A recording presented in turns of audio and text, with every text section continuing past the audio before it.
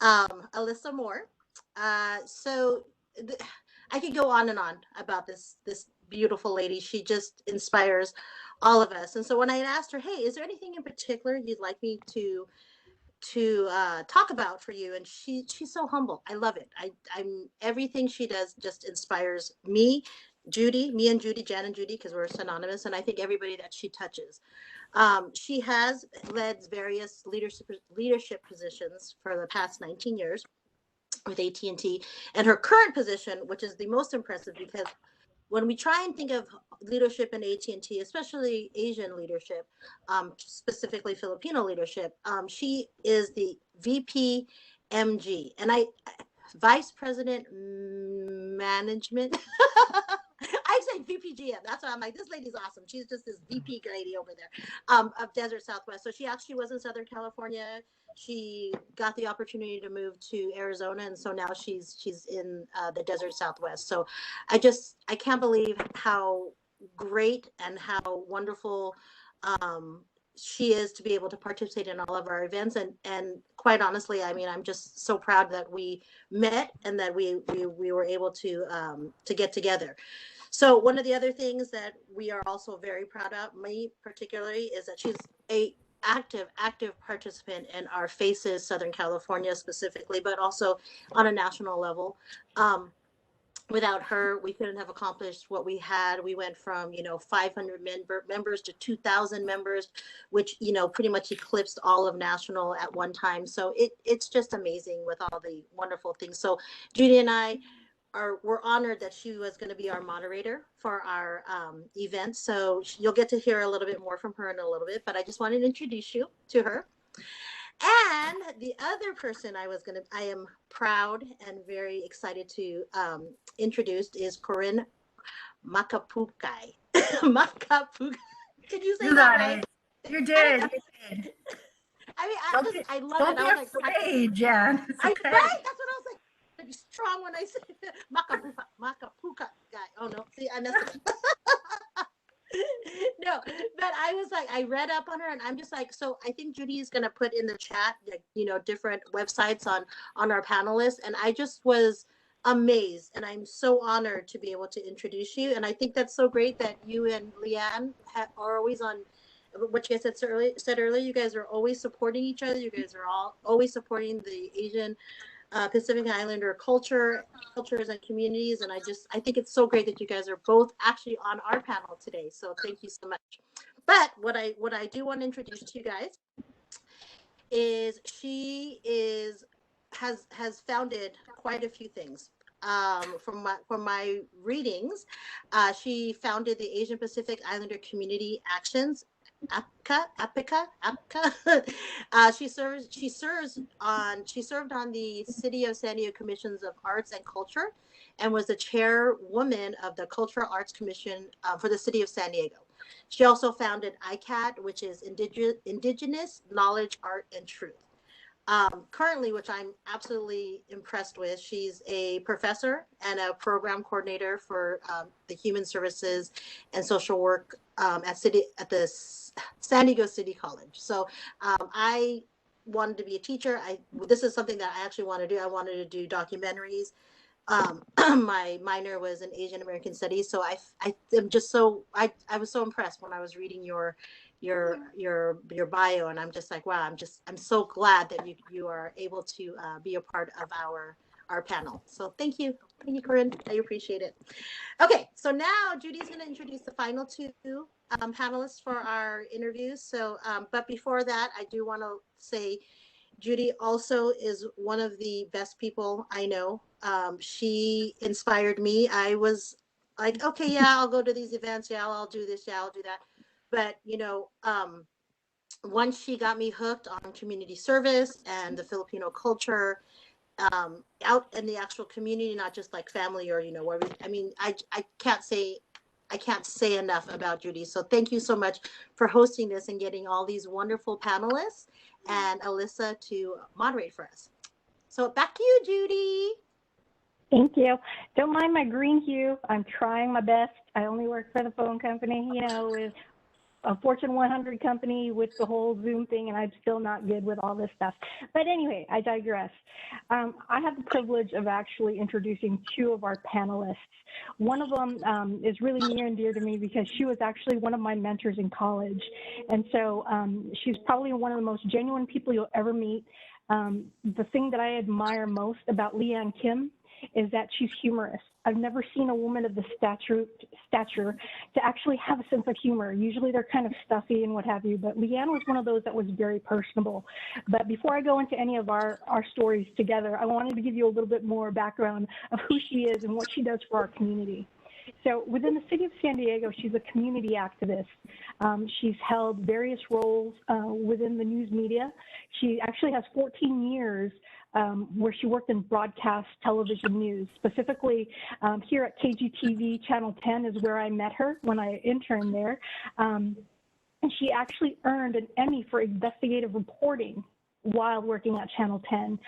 It is an ABC affiliate here in San Diego, but she's actually gone on to do so many other things. So being a reporter is just a small grain of sand of what Leanne Kim really does in the community. She's founded several organizations. She's the founding executive director of the Pacific Arts Movement, which is which presents the San Diego Asian Film Festival, one of the largest festivals in North America of its kind. Cool. I remember when she was still kind of getting the grassroots, getting it going. And this woman is infectious. There's a way that she actually pulls people in. And if you know what Asian Film Festival is today, or the San Diego Asian Film Festival is today, it's huge. It's a big deal. And this lady actually has a lot to do with it. But staying true to being a community advocate and supporter of the arts, I wanted to bring to everybody's attention a nonprofit organization that Leanne is passionate about, which is the Women's Museum of California. And I thought it was appropriate to read their actual mission statement because it related to what we are going to be talking about today. The Women's Museum of California's mission is to educate and inspire present and future generations about the experiences and contribution of diverse women by collecting, preserving, and interpreting their stories. I say this is important because today it comes full circle. We're fulfilling all four of our pillars from Spaces of AT&T, which is community, culture, education, and charity. And Leanne checks off pretty much all of those boxes with a lot of the things that she has done within the community.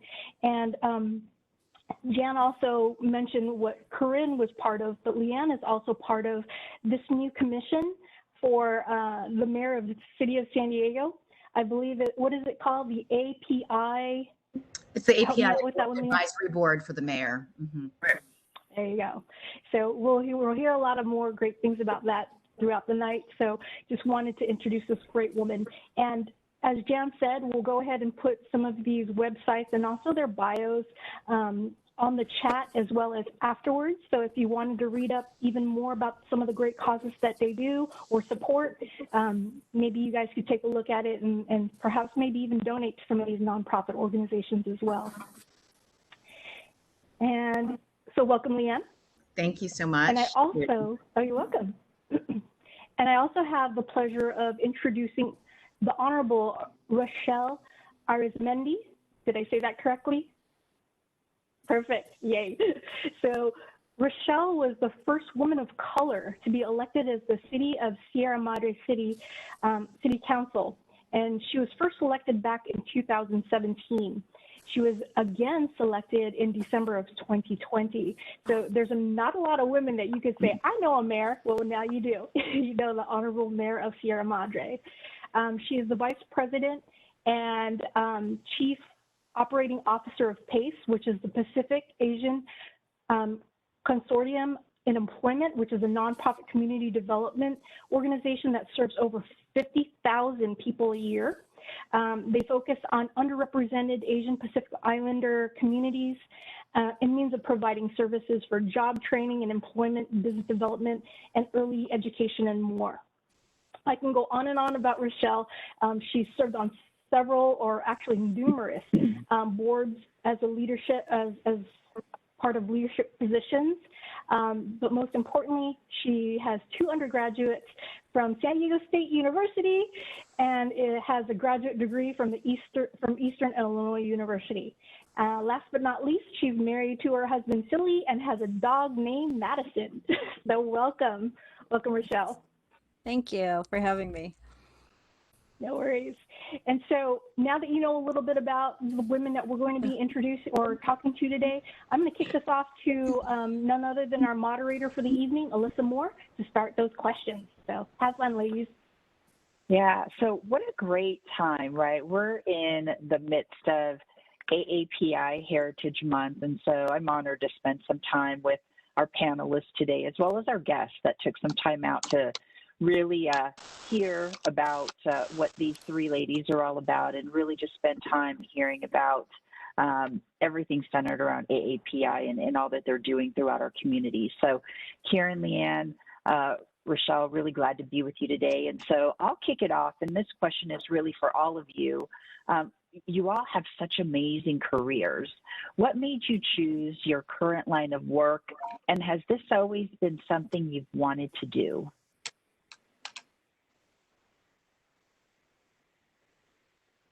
I can jump in.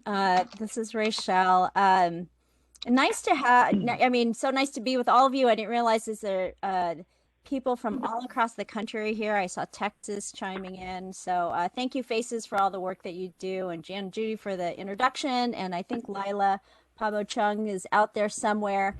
And just as a side funny story, we met because we were at an event where we're the only Asian people there, and it was just this automatic connection. So it's always fun to find the other Asian in the room.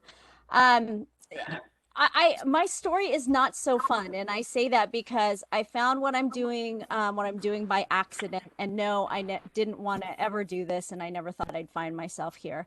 I'm a registered dietitian by education. My master's is in nutrition, and I found myself by accident at PACE, which you heard a little bit about. It's a community development organization, but it primarily is to focus on the needs of Asian Pacific Islanders and disadvantaged communities.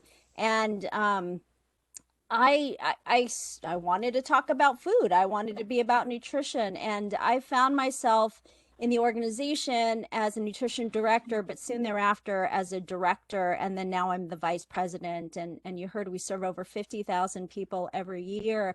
And I love that we're doing the work that we're doing. We're helping small businesses grow, helping them survive during the pandemic, and job training and development, helping find jobs for people during this time. So that work really I fell in by accident, and it really is about social and racial justice. And that is not something I was ever moved by as a young child. That's something I found later as an adult. And in terms of politics, I joke that I was, president in 7th and 8th grade and 10th grade and 11th grade, but those don't really count. That's not when you're thinking, I want to be in an elected official.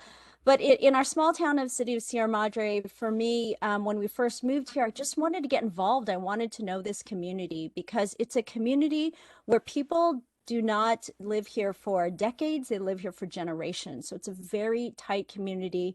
And it's a place where you can still walk your dog at 10:30 at night.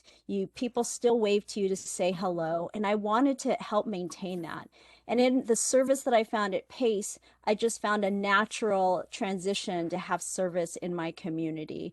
And so I'm thankful that the path took me here, but it's definitely not the path that I thought I would be in when I was 15 years old or when I was 21 years old. But I truly believe, as cliche as it sounds, everything happens for a reason. And I find myself here today.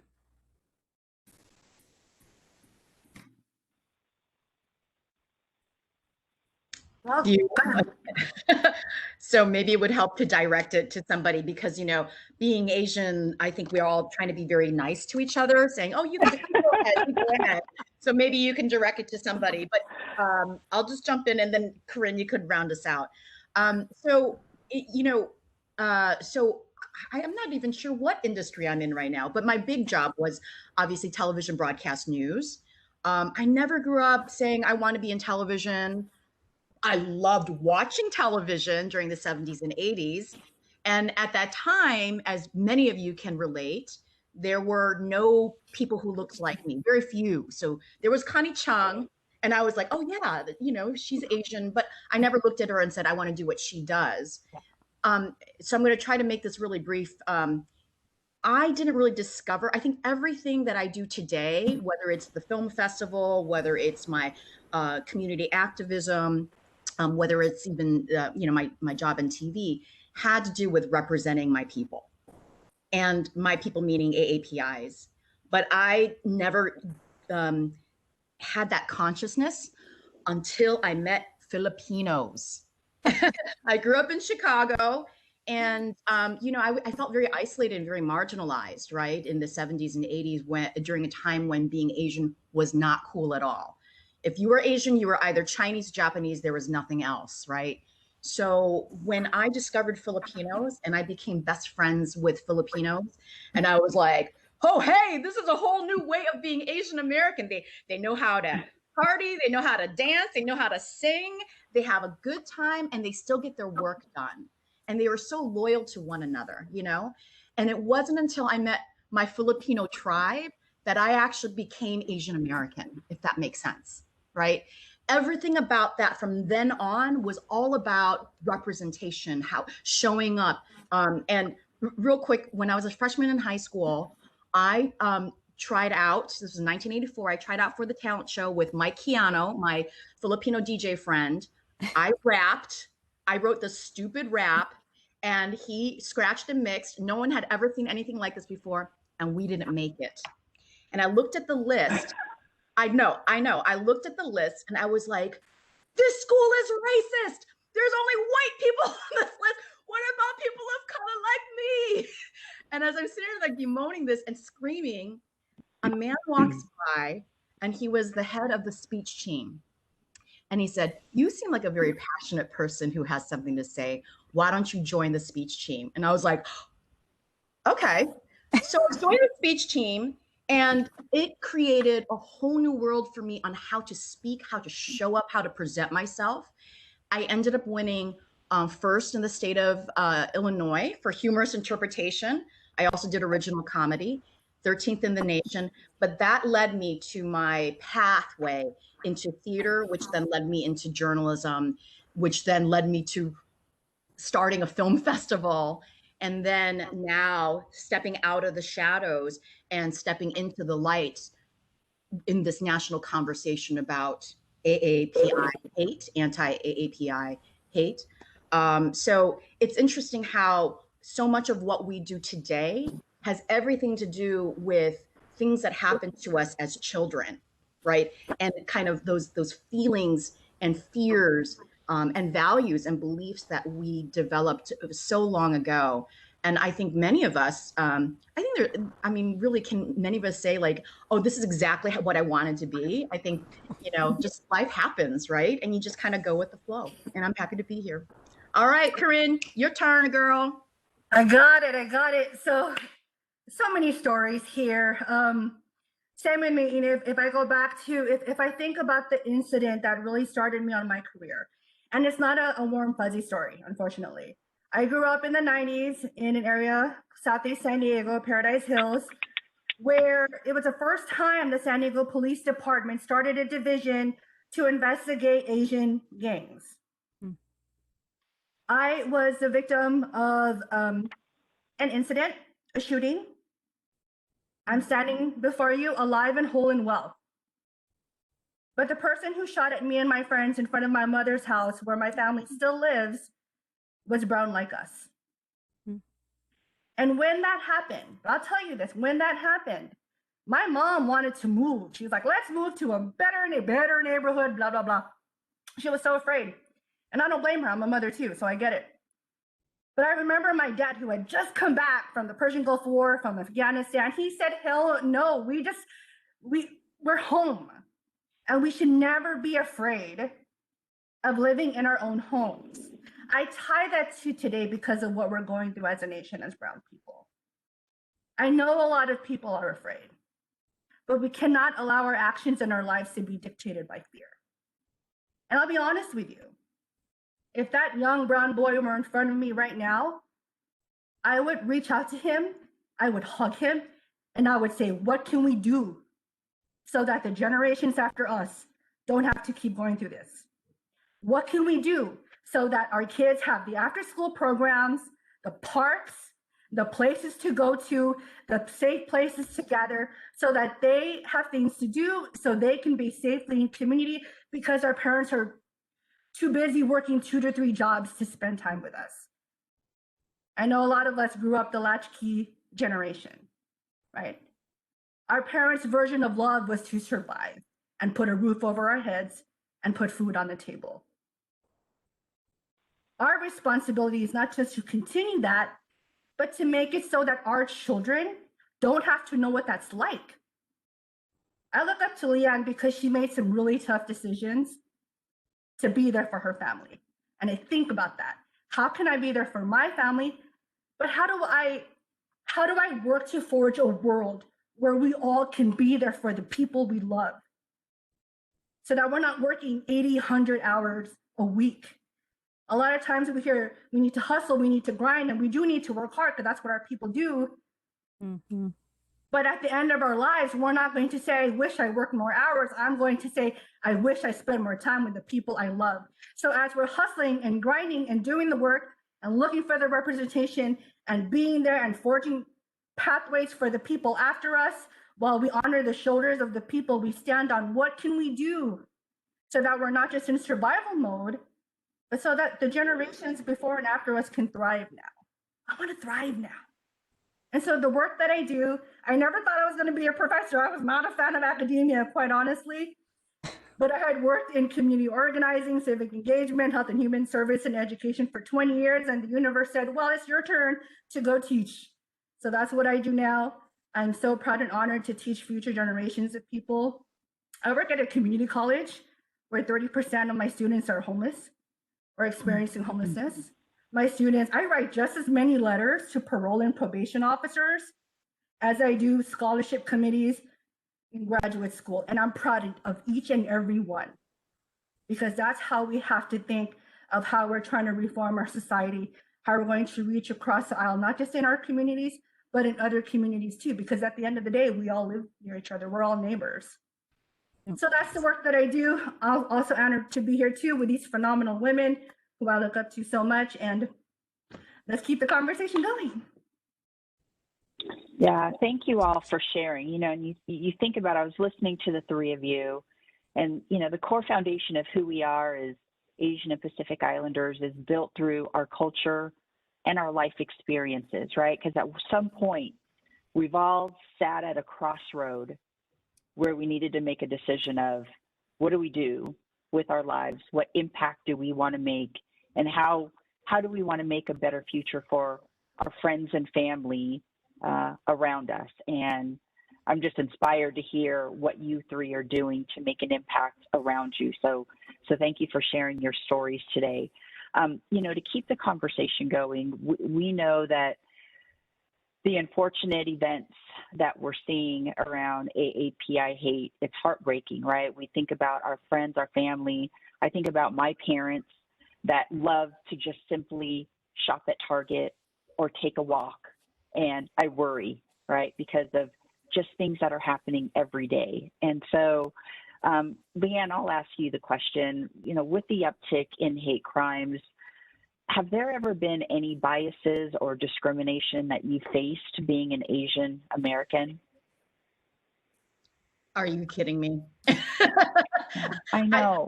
I know. Honestly, I hear every once in a while, an Asian person say, oh, I've never experienced anything. And it's like, honey, it's because you're blind. You are completely blind. And, so much. I also heard another Asian American woman say, I've never faced any kind of sexism that was not rooted in racism, right? So what we know now from, Atlanta, is something that has never been in the national conversation, right? Which is this cross-section of misogyny, sexism, and then the addition of class, right? That the women, the victims face. But when, there was something that, I could handle all the other stuff, but when they said that, oh, this was not an act of racism, I was beside myself. I was having a panic attack. And I realized it was because all of those microaggressions, all of the culmination of all the trauma that we've experienced over the years bubbled up to the surface, and it just like vomited out. And I wrote an essay about it in the Union Tribune, but it wasn't just me. I think all of us were called forth to bear our scars and to lay the cards out on the table to prove that this is real, it is dangerous, and we have, it's been part of our ubiquitous experience living here in America. So I don't want to go into, details of all the things that happen, but it's everything from like, where are you really from, to how did you learn how to talk like that? Tell me about how great is your peripheral vision, like stupid things like that, to really, really egregious situations, such as when I was in Springfield, Missouri, 99.7% white, first person of color to ever anchor the news there. Second weekend, I was there driving in for my job. All of our satellite dishes were spray painted. This was in 1997, okay? I'm sorry, 1995. Swastikas and the words FUCKUNIGGER, NIGGER, go home. I was like, there's no Black people here. Like, that's so weird. I'm driving into my station, and I walk in and everyone just stops what they're doing. You could hear a pin drop. And I'm like, am I the N-word? And they said, where we are, it's an hour north of the Arkansas border, and it's very active KKK, where they even like adopt a highway, clean the highway. And they use the N-word for anyone who's not white Protestant. How do you feel? Like, are you okay? And, at the time, I just kind of laughed it off. I didn't take pictures of it. I said, I'm fine. This is great. They're watching. They're the ones that are ignorant. But I look back and I did something that I would have not done today, which was I just turned my back and I didn't allow to have a conversation. I laughed it off. And what I wanted everyone to feel around me was comfort. I'm okay with it. Don't worry about it. I'm good. Right? But what I should have done, knowing who I am now today, is I should have had a community conversation about this in a 99.7% white community about what this means. Breaking down the N-word. What can you do? How can you all be an active witness for me, right? For other people of color. So that's just, so I'm sorry to throw back the question is like, of course we've all faced, racism and bias. And we learn how to react to it through our experiences, and we strengthen that muscle, somehow, but it still hurts, right? It still hurts. And I think that's why we all work so hard to be part of the change. That's all I have to say. So one thing I would I like to point out really quick, we're here at AT&T, and this is my personal experience where things happen at work. I'm brown. I know things are happening. I felt the same way you did, and so I'm so happy that you have now learned from that, because I'm still in situations where I'm like, okay, no, it's okay. You didn't hurt my feelings. You weren't racist. You weren't biased. You weren't sexist, like trying to make, so the fact that you said at that time, you're like, let's just make everybody comfortable. But now that you've learned, it's okay to open that up. It's okay to talk about it. It's okay to have a discussion. It doesn't have to be derogatory. It doesn't have to be confrontational, but the fact that you do want to actually open it up. I hope people here on this call and in this conversation know that, we're AT&T is a very diverse company. And so don't be afraid. I think I'm inspired by what you said, to take that into our own company and our own leadership. So thank you. I just wanted to point that out. Sorry. And for those of you that may have missed it, Judy posted Leanne's article in the chat box. So feel free to read it. Leanne, Judy shared that article with the Faces SoCal board maybe around a month ago. And as I read through it, I got goosebumps. I think I cried a little, and I got all the feels. Like I felt so many of the things that you talked about throughout your career. And unfortunately, those are the things that we have dealt with and continue to deal with today. And so hearing your brave voice, I'm going to carry it with me should I experience other things, because, you know, they are very hard conversations to have when you think about our culture, and we're supposed to keep our head down, right? And just be the hard worker everyone knows us to be. And we don't complain, we don't speak up, but it's time, and we are doing it, and we are making a difference, and we are making an impact. And we stand here today unified, but with still a lot of work to be done. And so I really encourage everyone to read the article. It's a great one. So thank you for sharing. Rachel, is there anything you'd like to add? No, gosh, I don't want to ever follow Leanne on those comments. But you know, and I do appreciate what she had shared. One thing, a couple of things I wanted to share is, as you are seeing these numbers of hate incidences, hate crime, I'm the board chair for APCON, which is Asian Policy and Planning Council, and it's here in LA. And I want to share a little bit as to why we started tracking the information. One of our fellow board members had her son, who was in middle school, and this was back in, I think it was about March or February 2020, so right in the beginning of the pandemic. And one day her son was beat to the point that he had to be taken to the hospital. And the reason why he was beat was because the kids were bullying him, hitting him, and telling he was bringing COVID into the school. And for this very reason, we looked around at each other, and APCON is an organization that's a member of about 40 different organizations here in Los Angeles. And we're like, we cannot just sit still. We cannot stay quiet. And so that is what triggered it, the tracking of it. We partnered with San Francisco State and also Chinese for affirmative action in Northern California. But every time you're seeing those numbers, it's the information we're tracking, and we're tracking it all across the country. And I do have to say that it's most of the tracking information is not hate crimes. They really are hate incidences. But nevertheless, if we're seeing 6,000 in a year, you know that number is triple, quadruple of what actually, if not more, of what's actually going on, because people are not tracking it. So I just can encourage everyone to continue tracking it. I wish we didn't have to, but the reason we do that is to demonstrate to our policymakers what needs to be done. We need to make sure we're getting resources into our communities and resources to the hands of families and communities. So, and I'll just share one story about one experience that I had. The city of Sierra Madre is very small, 11,000 people, 3 square miles. We have no stoplights in town. We will never have them. We like it that way, and that's why movies are filmed here, and it's very Rockwell, Norman Rockwell, Mayberry-ish. In fact, they call it Mayberry. But the reason it's such a big deal that I'm the first person of color to ever be elected to city council and to become a mayor here is because our Asian population is at 8%. There's really little to no color in this city. And the way that we campaign here is we really go door to door. I mean, you can get mailers out. We do all of that kind of stuff and have coffees, but you knock door to door.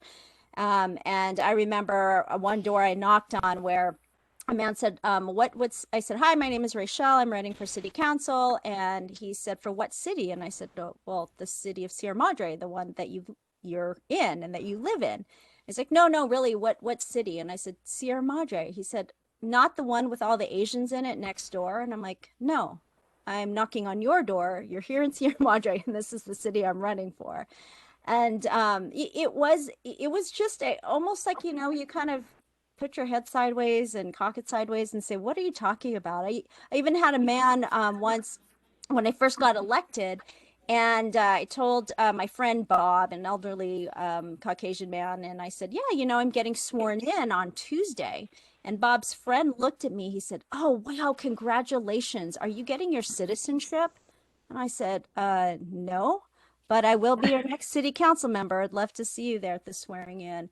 So I think there's just, a lot of sense of ignorance of people. At least in these two incidents, it wasn't meant to be malicious and mean. It was just ignorance in a town that just doesn't know. And so I'm glad that I'm here in this position now where I really can represent and in this month be able to talk about how important Asian culture and history and contributions to this country has really made the difference. So thank you for letting me share those two pieces. Yeah, thank you. Thank you.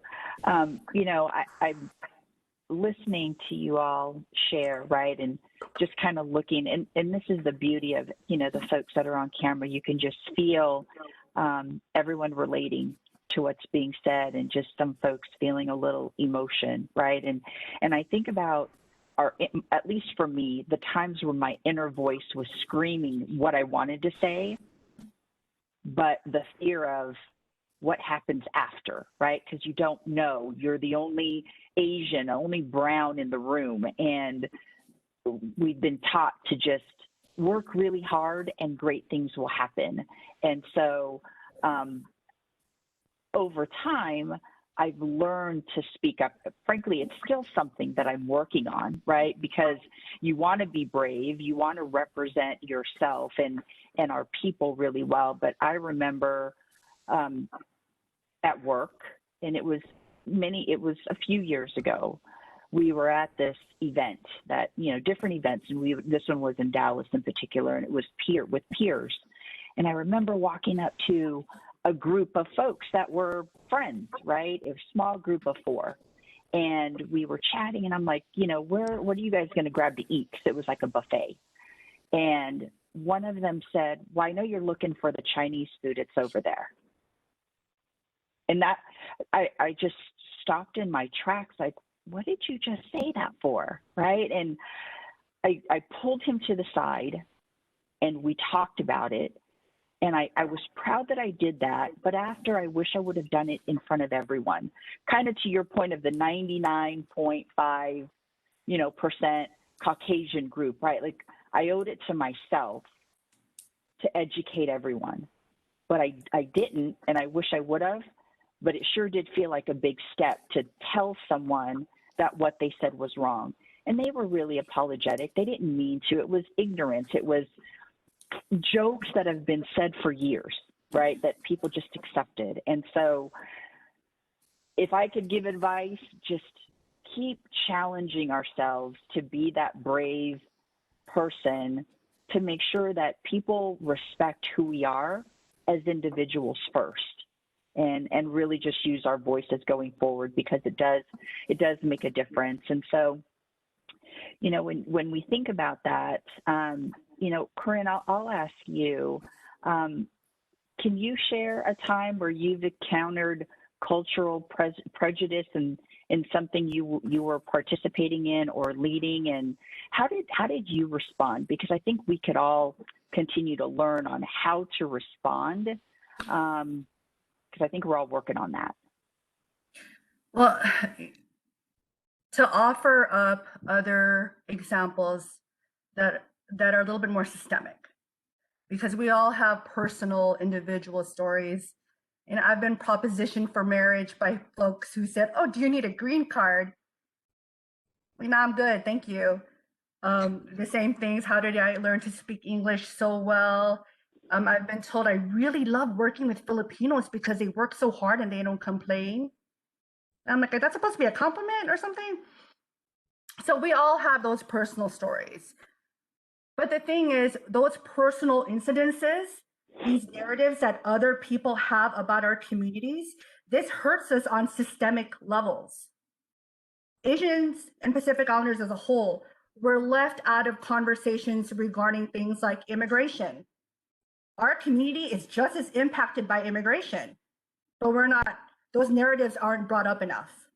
We're just as impacted by workers' rights, by the need for increased wages. We're impacted by economic troubles right now with pandemic, even though our nursing force, our Filipino nursing force, although it feels like it's a lot more than just 4% across the nation, they make 30% of the frontline deaths last year during pandemic. So we are experiencing things that our nation is not talking about enough. And the only people who are going to bring up these issues has to be us. So what do? I'm part of a statewide coalition. It's called FIERCE. We specifically focus on policy. We're pushing several bills right now. We do work with Stop API Hate and APCON and SFSU. So Mayor Rochelle, thank you so much for that. Actually, our coalition here in San Diego, the San Diego API Coalition, of which I'm on the board for, we partner with Stop API Hate so that our folks know to report incidences. Because you're right, they don't always qualify as crimes. And that's a whole other conversation about safety and what justice actually looks like, because I don't also want to, and this might be controversial, but when I'm looking at how we address the hate towards us, I don't know that just punishing is actually going to do away with hate. I'm a big fan of Fred Hampton. His quote was, "We're not going to fight racism with racism. We're going to fight racism with unity." That's the only way. And that means securing resources for all our communities. We're working on a statewide bill, the Mental Health Crisis Act. We have lost Filipino and Asian people who have been killed in the middle of mental health crises. That is happening to our community. We're not talking about that enough because we don't like to, right? We don't want to bring up the drama. We don't want to bring up the hard things. But unless we do, our people are going to keep suffering. Again, we can't just be in survival mode. And as APIs, especially as brown women, we're taught to smooth things over. We're taught to make things better. We're taught to hold people close and make it okay and not make much noise. And when we don't make that noise, who suffers? It's us. So we have to not only speak up individually, we have to have the courage to have those hard conversations in our personal circles, but I'm eyeing systemic. I'm eyeing the systemic changes. We have representatives here who are elected. I'm appointed. I'm a trustee here in Chula Vista. Unless we approach the changes systemically and change hearts and minds, our people are still going to keep suffering.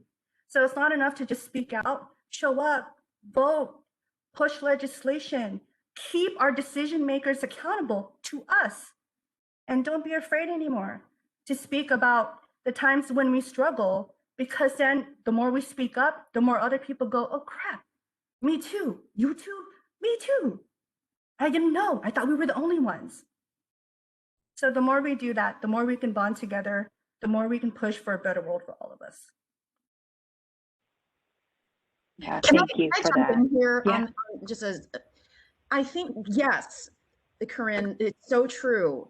And what Rochelle was talking about when, with that neighbor who was like, there's no way that you're, running for office or you're getting sworn in. And I think it's just because, like, in general, most Americans have a certain image, right? And it's our job to help them reimagine. So Rochelle, what you're doing is you're creating a new story, a new narrative. We are reimagining what it means to be Asian American.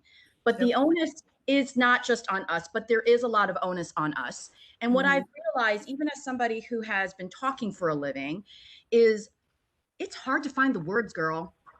It's hard to find the words when you're in a position. It's like, oh, the Chinese food is right there. And you're like, what do I say to that?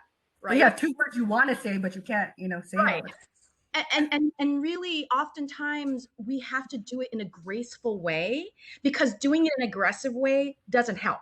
Right.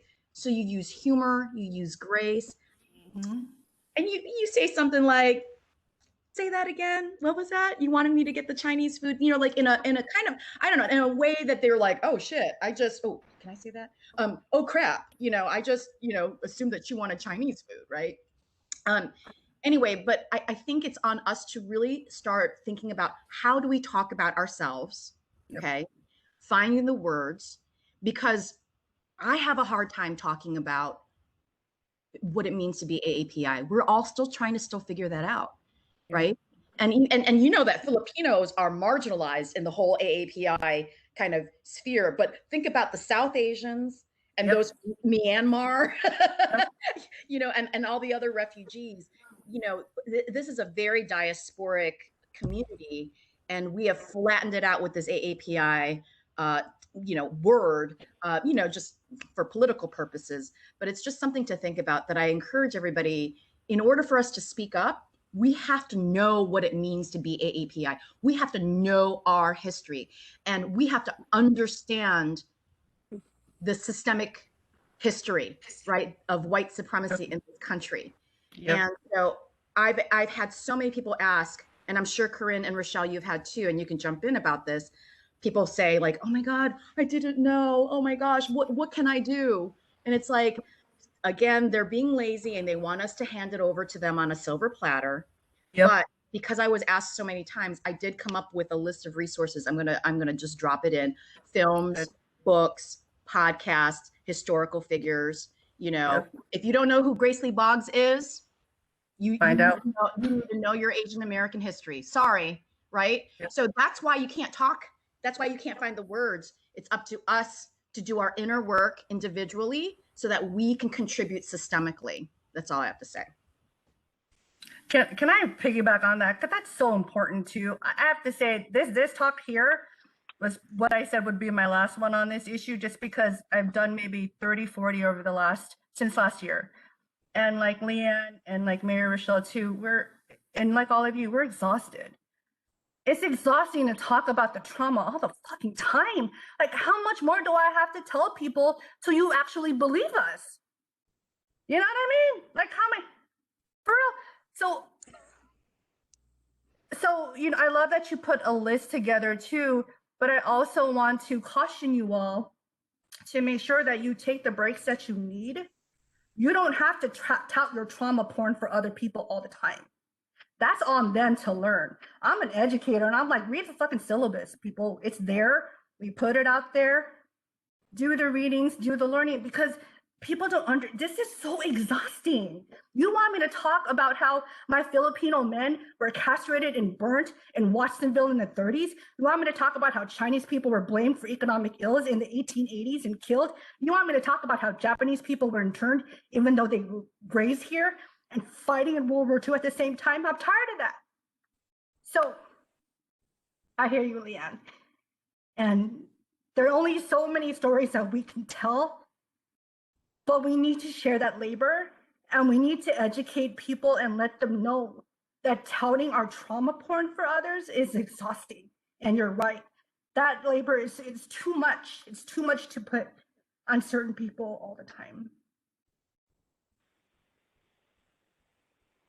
I do thank you, because we hear you guys speaking. We hear leaders and people that have the voice to speak out, and it empowers us, because I am very outspoken, but I am that Filipino. I am that, okay, I got to make everything better. So hearing you guys and knowing how strong I have to be, like, even just saying your last name, I was like, okay, I'm all timid. I gotta be, I gotta, just hearing you guys. I mean, all three of you women, I'm just like, you guys all come from different places. You guys have all experienced different things, but it's just knowing how powerful you can be is inspiring.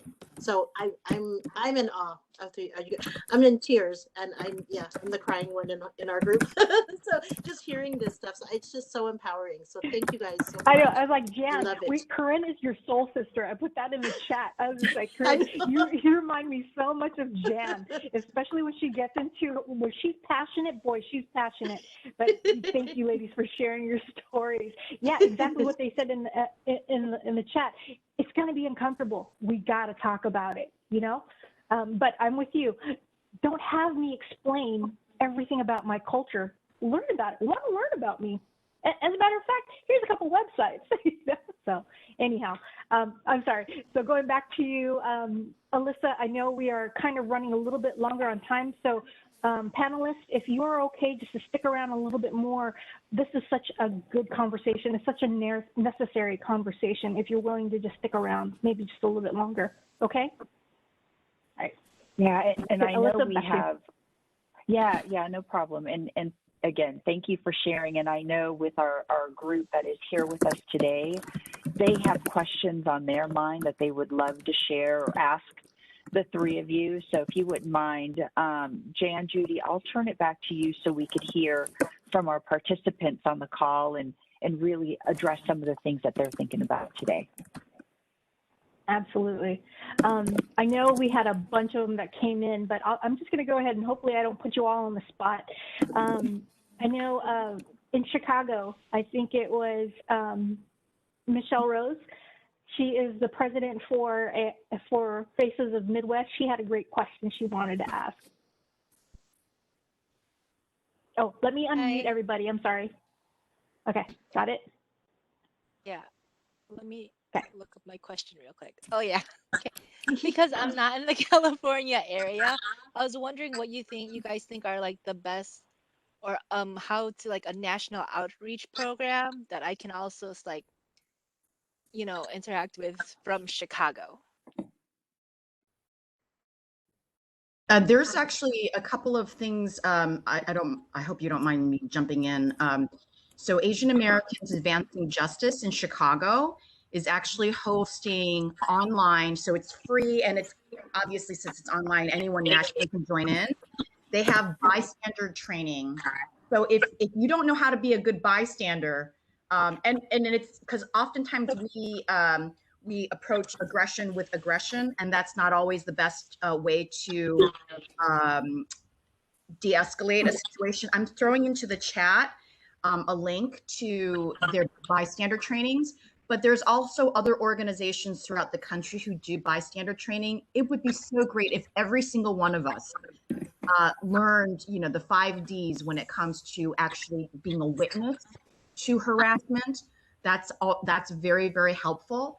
And also here in San Diego, the National Conflict Resolution Center, they just announced free a series of 4 community circles for Asian American Pacific Islanders about allyship and identity. I'm going to throw that in here too, and they're all free as well.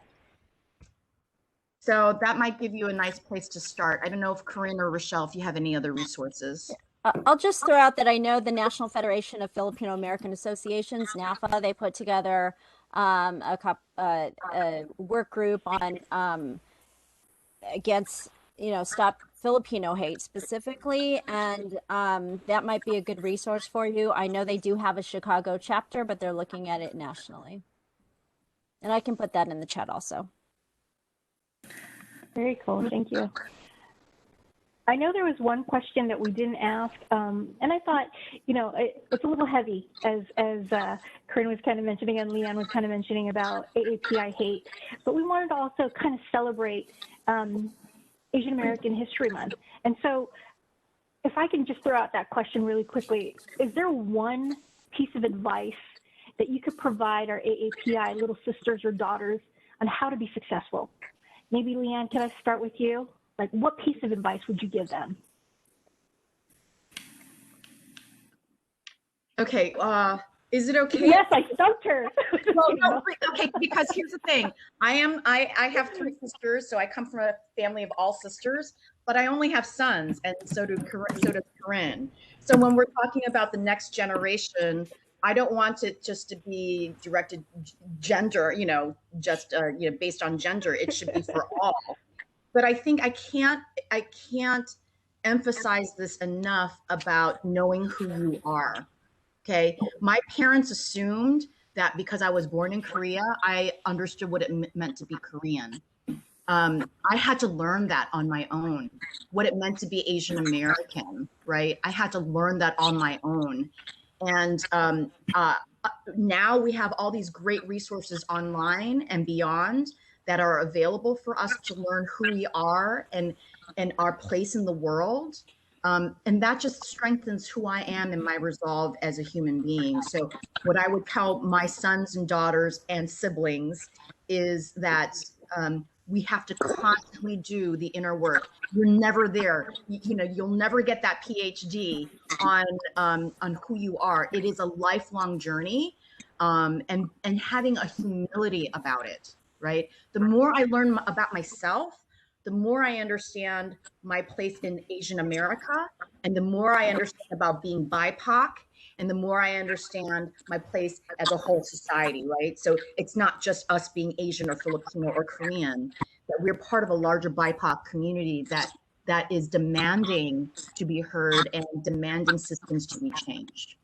And that can't happen without the inner work. Very nice. How about you, Rochelle? What piece of advice would you give to our next generation, not our little sisters, our next generation Asian Americans, just how to be successful? You know, I think in the larger picture, when you're thinking about success, and I think about my journey, it was just so important to have mentors that were there and finding that connection, finding someone. And you don't even have to have one. I have many mentors, and some of them happen organically, some of them happen through formal leadership classes. But to find that person and to ask questions. And I think as a young child, you're like, you know, just as we were talking about earlier, you're told not to ask questions, just be quiet, be good, and follow the rules. But asking the questions, being open to it, and networking. I think success is not defined by this road that you take with your degrees and making sure you go to school and study well. It is really, as cliche as it sounds, it's who you know, and it's finding those people. And you never know how people can make a difference in your life. I can attend an event, and it might be a business card, it might be a conversation, and to find out, you know, 3-4 years down the road, there's a connection there, and advancing the work that I do, or the work that our community does, or my organization does. And I really can't emphasize how important that is. And that's why it's so great you're doing this work at Faces, and how you go out and beyond that. And I think just being confident in who you are, and taking life not so seriously. And that's why I love this panel here, because I can already hear the humor. I know I can already sit and talk to them in the back of a cocktail room for hours and hours, because that humor is extremely huge part, I think, of being successful and connecting well with people, and finding how you have the similarities, because we have so many similarities that we don't know until you have those conversations, and being authentic. And that's what I would advise the younger ones is as they're exploring their success, their journey to success. Very cool. Thank you so much, Rochelle. I wanted to give the next question over to Lito, and maybe we could direct it to Corinne. Lito Ricasa, are you online? Oh, hello. I'm in my car. Anyways, Okay. hello, distinguished guests, and appreciate you sharing your stories. It's very inspiring for not only me, but to a lot of people as well as our membership. You know, oftentimes, whether it be corporate America or in your particular profession, what comes with it sometimes is the good old boy network, you know, just curious to find out, was there any insecurities or any motivation that kept you moving forward to reach your level of success? And if so, can you share that with me and everybody else? Thank you. So I think this will also piggyback on an earlier response I wanted to give. I told this to a student right before I came on to here. As Black and Brown people, and people of color, Indigenous people, we are always having to fight that good old boy network. I mean, you'll have people from the good old boy network say, well, I pulled myself up from the bootstraps. Like, yeah, I could have too if my dad gave me a $100,000 loan to begin with, sure. But a lot of people don't understand the privileges that they carry, and privileges that, frankly, we lack automatically as immigrants and Brown people. That was my motivation, frankly. Like so many of you, I have been the only person in a room sometimes who's female. I've been the only person of color. I've been the only female of color in a room. And I have had to still stand strong with my spine straight and my head high, because it took me a while for me to get over that discomfort of thinking, what the fuck am I doing in this room? I have nothing in common with these people. But you know what? That heritage I have, our immigration stories, our struggles that we've had, and the fact that we've had to overcome them, that earned my spot in any room regardless. So when it comes to that good old boy network, just like Mayor Rochelle said, we have to form our own network. You all here at Faces, in communications, in whatever trails you're blazing, once you get through that door, we all have to hold it open for the others after us. We have to. That's the only way we're ever going to get forward. And so when I think about what I would say to our younger generations too, to piggyback on everything Leanne and Mayor Rochelle said too, sometimes maybe we don't care to compete with the good old boys network. We do something different. We do our own. We forge our own paths. We make our own worlds. We define success ourselves. And for those of us who are parents, because I speak to many Filipina and Filipino high school kids about mental health and where they are, I'll tell you one thing. As someone who's a parent of a preteen, I've asked these kids, how many of you feel like you can go to your parents when you're struggling with something? And I expected more hands to be raised. And maybe out of a group of 30, 40 kids, maybe 3 will raise their hands. And so that saddens me because I thought, God, I thought my generation was doing better. So we need to make sure that we recognize that we're breaking patterns of what our parents didn't get to. Our parents weren't taught mental health. There are literally 0 outpatient mental health services in the Philippines. I'm sure it's like that in many places in Asia. They literally lack that language. And we need to make sure that we're not perpetuating what our parents didn't have. So to our younger generations too, you have to define that success, make our own damn network. So screw the good old boys network. And you need to make sure that just like Leanne and Rochelle said, be true to yourselves, forge your own paths, define what success means for you. And also be patient with those around you. Even myself, my son teaches me things all the time. I'm still learning myself. I think I know shit, but I don't. And I think that's just part of the constant thing too. We have to keep learning. Got to keep learning. And I agree. I just wanted to say something really quickly. I totally agree with Corinne and building our own networks and being able to find our own world. At the same time, if there are some good old boy networks you do need to break through, I've played the game before, and you learn to play the game. If you need to learn how to play golf, if you need to smoke a cigar, if you need to play poker, I've done all of that. And it's gotten me, I can penetrate through those walls in ways that I can connect. And then once I'm there, I can be that authentic me, but also the poker playing and the smoking cigars is still my authentic me. But it's being able to play those games also. I don't think it changes who you are as a person, but there are some walls we have to break through, and there's a way to get in. And once you're in, you be yourself. Amen. And I just wanted to add on to that. I know we're 5 minutes over time, but again, if the panelists are okay, could we extend this maybe a little bit longer? Give me a thumbs up. Are we okay? I have 10 minutes. Okay, 10 minutes. All right. Alyssa Moore, she's a vice president GM for AT&T. She's kind of an anomaly here at AT&T. It's few and far between that you have women of color, especially Asian American women of color, with the exception of the Ann Chows and stuff like that. But to be a part of the voice and that network that Corinne was kind of mentioning, she identifies a lot of us through employee resource groups such as FACES, and she brings us up. I can tell you how many people, and it's probably more than a handful that's been promoted at AT&T with her help. And we wouldn't have gotten there if it was through the good old boys. We forged our own connections, our networks, and a lot of it has to do with people like Alyssa who take that chance. So I'm with everybody that could hear me on this call from AT&T, just say thank you to her whenever you see her. We exploit her to death with all these being the moderators and being the executive sponsors for various things, but just wanted to publicly say thank you. I wanted to give this back over to our audience. Is there something that somebody wanted to ask a specific panelist or even the moderator? I'm going to go ahead and unmute everybody again. Just go ahead and shout it out. Like Leanne said, don't be shy, don't be timid, just ask your question. Or if you want to raise your hand, I still see everyone's still muted, Judy. So I'm not sure. Because I don't know how to operate this stuff, of course. So if you guys want to raise your hand, I think you have to accept to not be muted.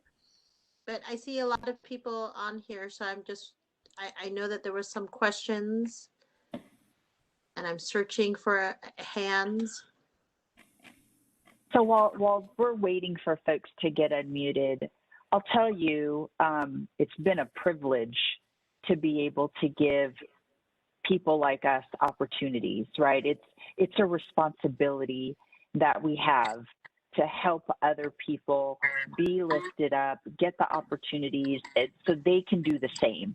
Whenever, I had a boss say to me once, as you're moving up and someone's holding your hand, you got to grab someone behind you. And I'm grabbing as many people as I can, right? And it's powerful. And I see it being multiplied when these folks move into leadership roles because they're continuing to pay it forward. And so it's a responsibility we all take on, and I'm honored to be able to help and make a difference. Thanks, Alyssa. There's a question in the chat by Mary Grace about proper responses. And so maybe we can give some people a takeaway, right, of responses. And I know Corinne and Rochelle, for sure, I'm sure that when you're asked the same question over and over again, are you Connie Chung, which I got forever. I'm like, no, I'm not Connie Chung. But I realized I could be funny about this, right? So I'll say if it was a person who was Black, I would say, are you Michael Jordan? And they would be like, oh, I guess, or are you Barbara Walters if they were white? There are ways that, things that come over and over again. How did you learn how to speak like that? Well, how did you learn how to speak like that? You know what I'm saying? You can throw it back at them. I don't know if Corinne or Rochelle, if you have other, or you just tell them, well, because I'm American, you just emphasize I'm American. I pay taxes. I live here in America. I don't know if you guys have similar responses or suggested responses for people in situations. Leanne, I definitely think humor works in a lot of ways, but I always try and read the situation. And sometimes my answers are just rather flat in return is, oh, you speak English so good. And I said, yeah, I do speak it pretty well. I've been educated here in the United States since I was born. But, I try and see if the sarcasm will work in a situation. I also don't want to heighten a situation to where it's combative, but humor does work in a lot of ways. And sometimes I just make it conversational. Yeah, I was born in Carmel, California, and I don't have the accent, but I can definitely give you a Filipino accent if you want one, because I can do it well. But I think its situation is very different, and to read it so it's not combative and you don't get it to a point where it's ugly. Corinne, do you have a couple of comebacks? I know you have a lot of slapbacks. Come on. There's an expression I wear on my face sometimes, where they ask me that's I have to say I haven't experienced that recently, thank goodness. But like you said, Leanne, and Rochelle, it kind of depends on the situation. I do want you to always gauge your safety, right? It's one thing if your boss says it, which I understand, it's going to be a different reaction versus, the lady at the checkout counter at the store. So I do acknowledge that it just really depends on the power dynamics of the other person. I think that, again, if you're comfortable and you feel safe, there are ways to turn it around or to simply reflect. And if someone says, oh, you speak such good English, my response is, I went to school. How's that even a question, bro? There are just, and this, again, this may just be me, and I recognize that I navigate different circles. I'm not going to work for other people's comfort anymore. Mm-hmm. I'm done because other people's comfort has hurt my people. Mm-hmm. And I'm not willing to risk other brown girls and women for other people's comfort anymore. I'm not. Mm-hmm. That's where I am. And it's taken a lifetime of ways to respond to that in ways I feel safe. Or you don't have to respond at all. You don't owe anybody anything. So just know that, again, we always feel like we have to give something of ourselves, and learn to preserve that. You only have so much energy at the end of the day. And if there's a situation that you can already tell, like, oh, there's just no way to approach it without being ugly and risking my livelihood, cut it short and walk away. It's just not worth it sometimes. But I think also, I agree with you. But also I think it's about us being able to witness our own bodies, like if you feel something deep inside and like it's not sitting well, and I will check in with my body, like, something, especially with my husband, when he says something, I'll check in. What do you mean? You know what I'm saying? But I think in a work situation, these little microaggressions can come up and you might feel a little something. And how I've dealt with it was not walk away from it all the time, but just be honest, be your authentic self and say, oh, something about that just kind of made me feel a little something, and depending on your relationship with that person, and or you can walk away with it, and if it sits with you, go back to that person and say, you know what, can I talk to you? Something you said 3 days ago that just sat with me, and I realize now that why I feel this way, right? Because I think we also have these physical reactions to what people say, and I think it's okay. I don't think it's giving away too much energy to say, oh, that didn't feel right to me. What do you mean by that? And forcing people to reflect more, holding them accountable, and honestly, holding people accountable, it's work. It's work, but it's also a practice, right? And if we need to get into this practice of verbalizing and finding ways into situations, and it's not going to be perfect, but we have to start practicing that in order to, advance the conversation. Thank you for that, Leanne. And I know our 10 minutes are up with Rochelle, but again, I just wanted to say thank you very much for everybody to taking the time today. This is just the tip of the iceberg where it comes to starting this conversation. And so my hope is that we have ways and means of connecting with you if ever there's anything that we would like to ask, or perhaps maybe have mentoring or even just sessions of sounding off on each other or sounding boards. I'm going to go ahead and close this out, everybody, but if there's anything that you want to share that perhaps we were not able to ask today, I know we were way over on time, and I had a list of questions actually that came in on SurveyChimp that we didn't even have an opportunity to ask yet. So maybe we could go ahead and perhaps maybe send those over to the ladies individually. And so if they are kind enough to respond back, we would love to hear their responses for those questions as well. But in closing, I just wanted to say thank you to the moderator, Alyssa Moore, co-chair Janaria Jarkey, the Honorable Rochelle Arizmendi, Leanne Kim, and Corinne Makapugai. So again, ladies, thank you very much. And to everybody in the Faces family, happy Asian American Pacific Islander Heritage Month. And hopefully we will see you next month as we're going to be hosting another one of these HERstories with another panel of guests. So thank you again. Thank you. Thank you so much. Thank you so much. Go do something fun and lighthearted. Right? Yeah, we were made to promise not to make the next one heavy at all because the moderator said that she cries a lot. Yes, Jan made me cry, and you guys made me cry too. Thanks, Jan. I don't know if you saw Corinne, but Jan was crying at half the stuff you were talking about. Oh, it wasn't just her. I think it was me too. I don't know if you saw it, but yeah. It was so powerful. Really appreciate it. Like, oh, I We'll remember. do a happy hour. Yes, happy hour. All right, I'm going to stop recording. Thank you, everybody. Thank you, everyone. Bye.